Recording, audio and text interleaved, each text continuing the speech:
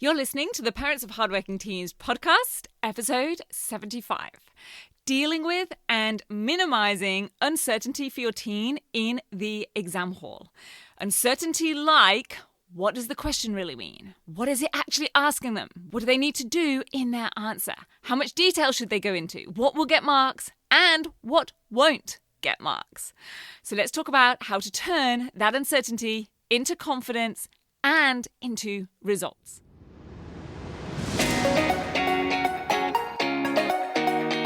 I'm Katie Jones, and with over 15 years in education as an award-winning high school teacher, international external examiner, and as a study coach, I've helped thousands of students skyrocket their results and confidence. And this podcast is where I share all my insights, tactics, and tips with you, the parent, so you can help your hardworking teen get happy, smart, and successful in their study, and have you both enjoy the journey along the way. This is the Parents of Hardworking Teens podcast. Hey VIPs, how are you? I hope your teens are smashing any exams that they might be sitting right now or are about to, and that things are staying as positive and healthy in your household as they can be at this time. And if your teen isn't sitting exams right now, but they will be at some point, then keep listening, because this is the third episode of a bit of a trilogy of episodes about exams, and particularly exam stress and the practical, tangible causes of exam stress. So if you haven't yet listened to episodes 73 or 74, then go check those out after this one. But you don't need to have especially listened to them in order, so you can stay here for now, but they do all tie together pretty nicely. Because episode 73 is where I shared the fact that not all stress is bad, and there is actually an optimal level of anxiety and stress that actually enhances exam performance. And that optimal level, by the way, is not 0. And episode 74 is where we looked at one of the key causes of exam stress, the fear of the unknown, and ways to reduce stress levels from that particular area, that particular cause of exam stress, if your teen needs to.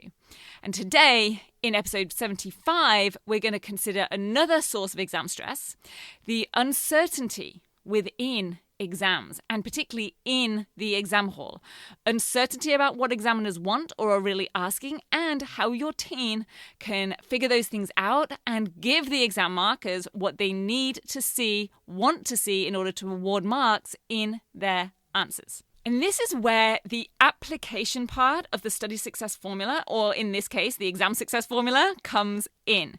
That formula is knowledge plus application equals success. And in episode 74, we considered the knowledge part and how that fear of not knowing what's going to come up on the exam comes from a potential lack of knowledge or lack of confidence in their subject knowledge. And so today, we're going to consider the other part of the formula, the application. So first up, let's consider the uncertainty that many students do have about what the question is really asking. What does it really mean? What are they really getting at? Or what are they wanting your teen to get at in their answer?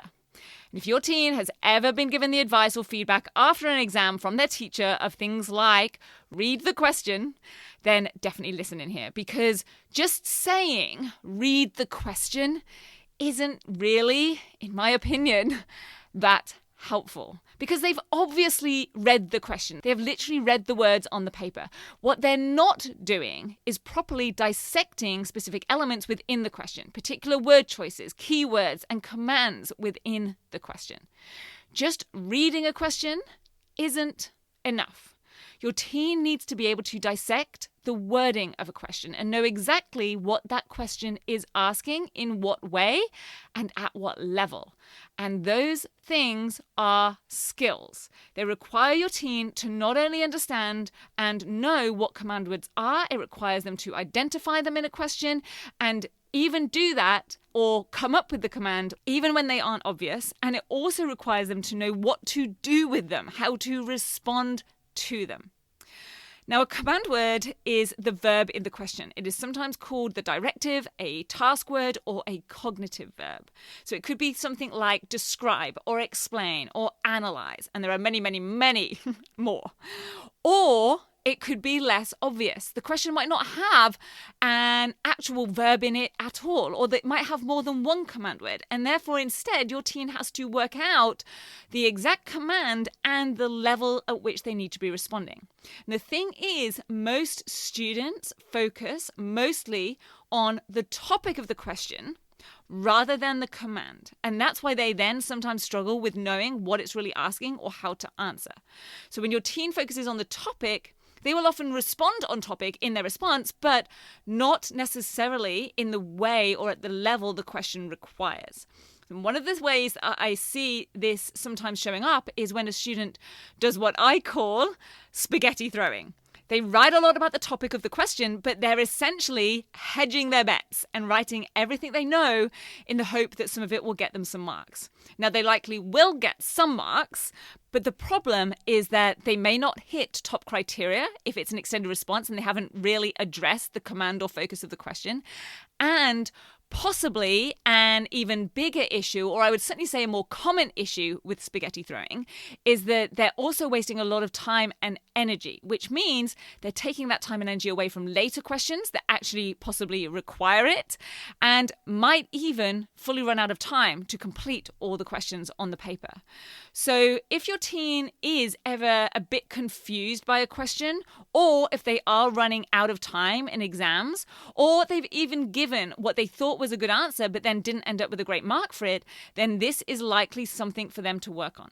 Not only will it reduce their uncertainty and therefore their stress, but this is also a skill that's going to increase their confidence and their competence, and so therefore also their results.